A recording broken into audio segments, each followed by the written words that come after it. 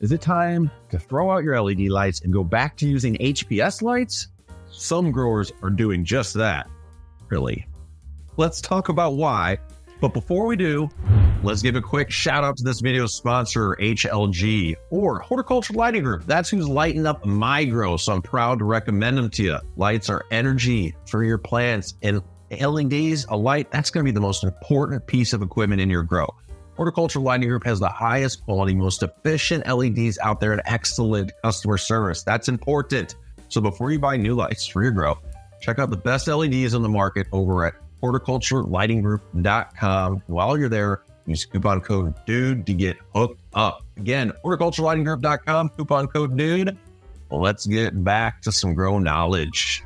Scotty, I wasn't so sure about this title here, but man, there's been growers reports. We'll call growers reporting on this. So, man, yeah, there's some science behind this. All right, there's some a totally different spectrum.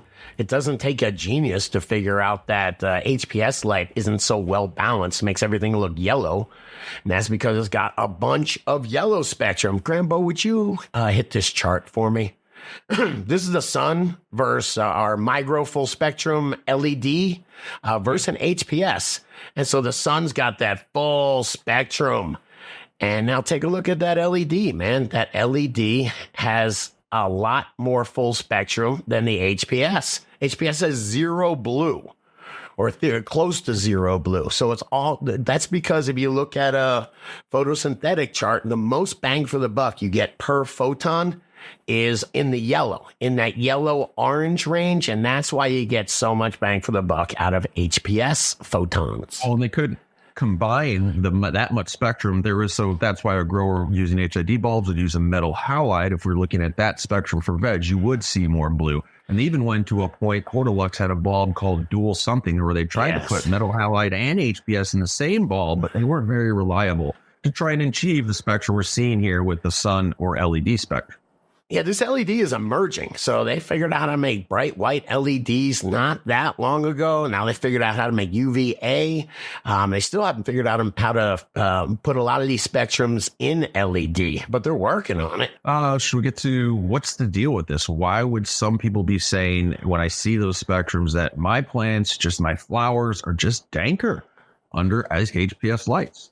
Well, let's think about it. HPS lights have been used for the last 30, maybe 40 years growing indoors. So your sour diesels, your skunk number ones, all those classic strains that were the start, the grandparents or great grandparents of everything else, was all bred under HPS lights. So their performance, HPS lights are fundamentally different. We just looked at that spectrum. Of course, the plants are going to look different.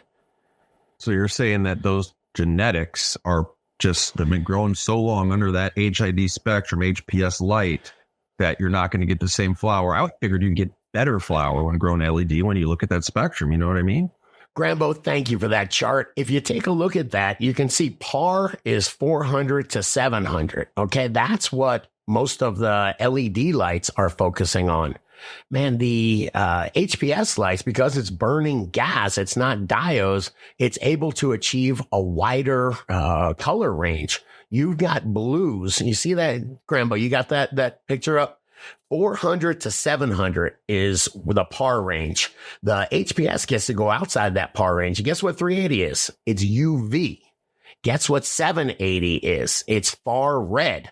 Far red changes plant morphology. UV changes plant morphology. That's what I think the big difference is between these two lights. That and lack of blue.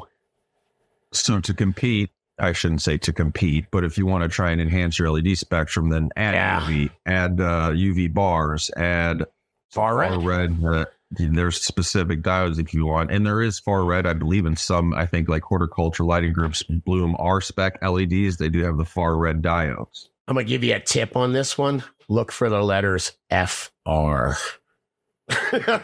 You'll see it on the end of it. If it's got far red diodes, usually they'll show them off with the FR on the end. Okay. And by the way, that far red that we're talking about, that 760 or 780 nanometer red, that combines with the other photons to produce that Emerson effect that we were talking about, where you get extra light penetration. You're getting extra activity, biological activity, light activity for the same inputs.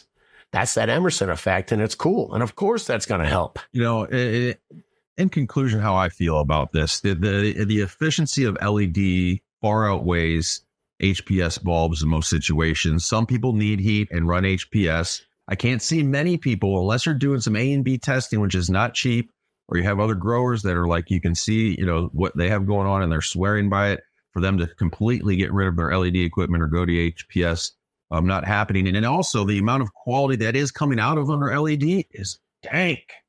Absolutely. But you were saying efficiency, we really should say, as far as efficiency goes, they call U moles per joule. HPS is like 1.4 at the max. LEDs are about approaching 3. So 2.8 would be double. So you are getting twice the amount of light photons for the same watt in.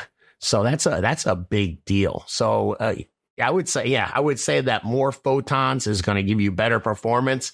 And then we can see what's making these spectrums different. It's not about photosynthesis. It's about, more trichomes and plant morphology. And that we're going to get on UV on the low end and far red on the high end. So add those to your spectrum, and I think you might get a lot different performance out of your plants. Oh, trikes on trikes. I need a meme for that. Guys, gals, growers, let us know what you're doing. Give us some comments here. Have you gone to HPS? Are you using LED? If you have, let us know how you've come to the conclusion of which is better, and maybe even a mix of two, you know. Drop a comment down below and let us know how you grow. Hey, and if you dug this video, please hit that like button, hit that subscribe button, share this video with another grower you know, and check out the other couple videos YouTube's recommended. I hope you'll dig them.